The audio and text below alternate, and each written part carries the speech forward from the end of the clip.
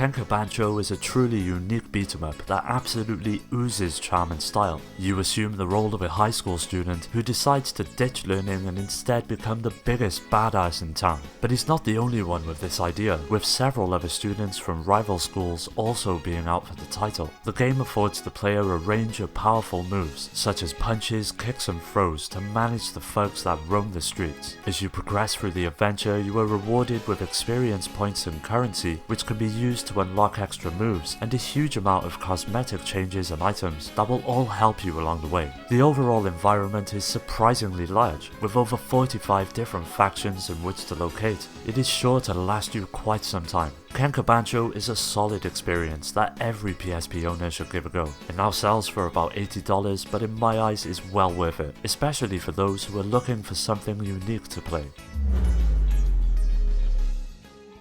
Hammer and Hero sees players assuming the role of Gen, a young carpenter who is intent on stopping some rather troublesome locals from creating havoc in his town. Now the game is presented in levels, which are all bite-sized in their execution, making Hammer and Hero the perfect handheld experience. It's essentially a side-scrolling platformer, with Gen being armed with a hammer, which soon becomes the standard way in which to take on enemies, as well as several powers which are all tied to different jobs. They can all be selected at the start of each level, and the more that you progress, the more jobs become available, which will see Gen taking on several different roles, such as a baseball player, a DJ, and even a chef. All of them come with new moves and abilities, which manage to keep the gameplay feeling fresh throughout the adventure. Visually, Hammer and Hero is stunning. The lush and detailed backdrops all depict various areas of the vibrant town, with each NPC and enemy you encounter also receiving the same level of love and care. If Hammer and Hero passed you by, it now goes for about $85, which might be a bit pricey for some, but if you're not willing to spend that amount, it's well worth emulating it instead.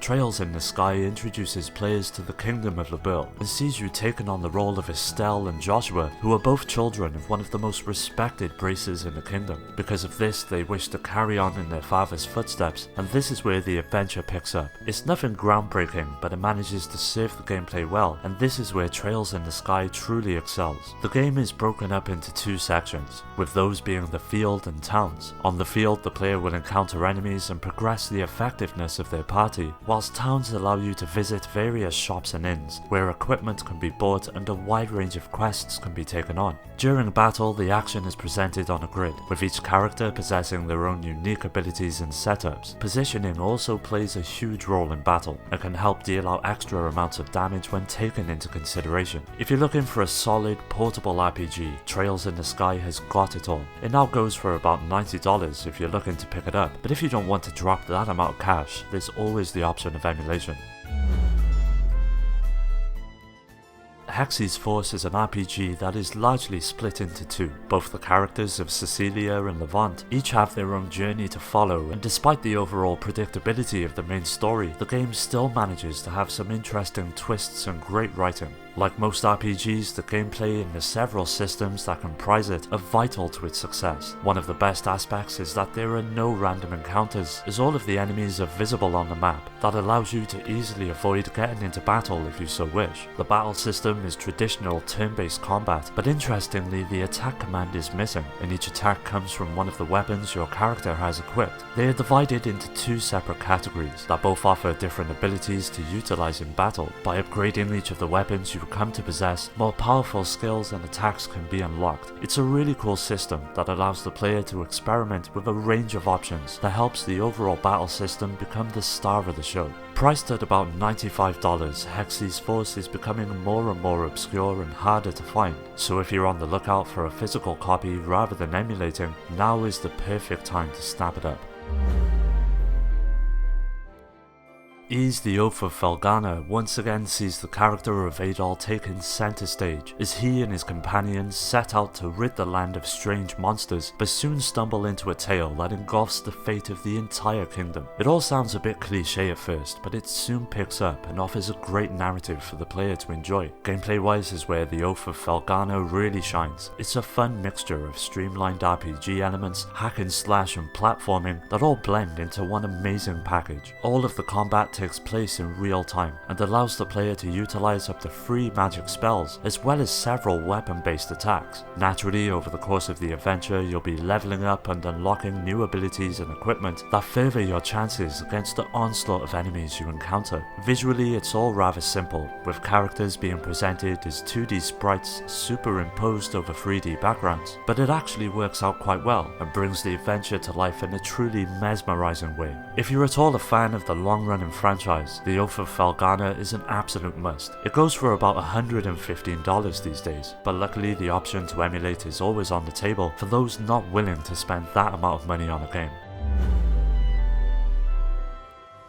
The Legend of Heroes Song of the Ocean is a traditional turn-based RPG that shares much in common with the likes of the Luna series. The adventure starts you off playing as our protagonist Ford, his friend Una, and an older figure named McBain. They all travel the world as a musical group known as the McBain Company, with their goal being to locate several stones that once combined have the power to form a legendary tune. It may sound a bit naff at first, but believe me, Song of the Ocean soon spins one of the most unforgettable tales you'll ever experience.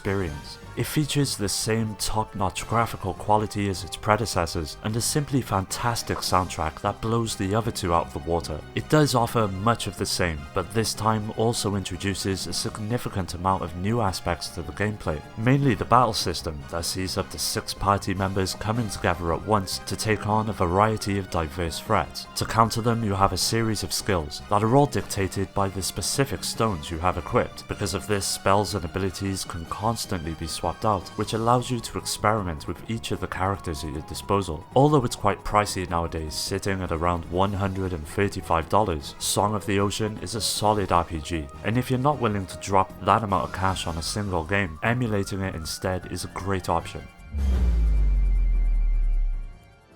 Ys Chronicles is a collection of the first 2 classic RPGs that began the long-running series. You take up the part of a young boy known as Adol as you start out a search for the Books of Ys, a collection of works about an ancient civilization. Like most games in the franchise, the narrative is quite easily one of the best aspects of it. From a gameplay perspective, the 2 games share much in common with the likes of Zelda and sees the action taking place from an overhead perspective. All of the combat is presented in real time and revolves around several skills that are learned over the course of the game. Naturally, a ton of equipment is included as well, from armor to swords and items, which all have the potential to alter your effectiveness on the field. Now visually, Ys 1 and 2 are a real treat for longtime fans of the series, and see the games being presented in a beautiful pixelated style, with several character portraits and newly animated cutscenes that help bring life to the events that transpire. Although it's not the best RPG on the handheld, the Ys collection is still a great option for fans of the genre, and will likely set you back around $155 if you want to grab a physical copy. Persona on the PSP is a re-release of the first entry in the popular SMT spin-off that introduced many aspects that would go on to resonate right into the present day with Persona 5. What truly steals the show is the narrative that revolves around an incredible cast of characters. It's all set in the modern day and follows a group of high school students as they dabble with an occult game known as Persona. It brings forth spirits who whisk away our heroes to an alternate world and are tasked with getting to the bottom of the strange events that surround their town. The game is largely split up into 2 different styles, one being that of an exploration game that sees you visiting various locations of interest, with the second being the highly intricate battling system. It all revolves around your personas, which can be summoned and called upon to help you out during battle. Each of them possess differing abilities, and thanks to something known as the fusion system, they can all be fused together to create even more powerful allies. If you're fond of obscure and unique RPGs, Persona is well worth buying or even emulating for those who may not want to lay down so much cash. It goes for about $165, and it's a great change from the normal RPG fare, which is bound to resonate with many players.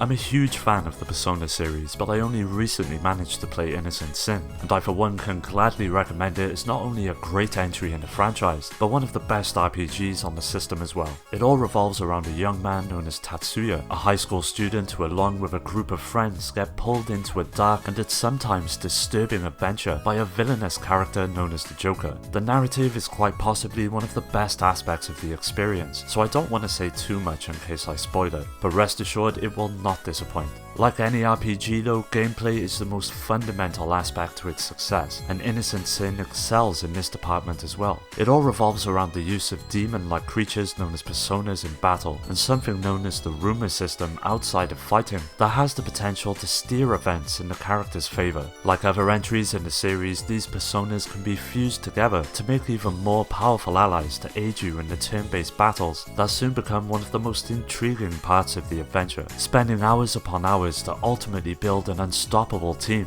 and with so many possibilities, you'll always be finding something new. It goes for about $170 these days if you're willing to drop that amount on a single game.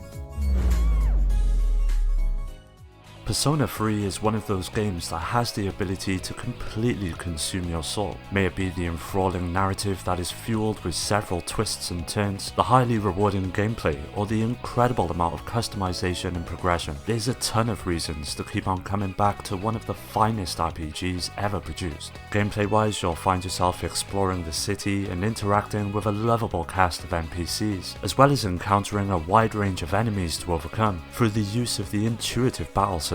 It's all turn-based in nature and grants the player several characters and abilities to use, one of the standouts being the option to summon a persona, a powerful being that has the ability to turn battles around in the blink of an eye. Complementing all of this is the fusion system that allows you to customize as well as create new personas. It's a neat little mechanic that soon becomes highly addictive once you delve into the deeper aspects of its setup. Persona 3 is hands down the greatest RPG on the PSP, and although it's quite pricey at around $215 for fans of the series or just collectors in general, it is well worth it. Well, that does it for today's video. Don't forget to hit subscribe and follow me on all of the socials to stay up to date on future videos and to take part in giveaways. You can also join our growing community on Discord and meet many like-minded gamers to continue the conversation with. I'd like to give a special shout out to our Patreon supporters, Rhino, Skill Jim, Nano, Steve and Paddy J for their continued support that helps make these videos possible. If you're interested in joining our Discord or supporting the channel through Patreon, you'll find the links in the description. As always, thanks for taking the time to watch the video. I'll catch you next time.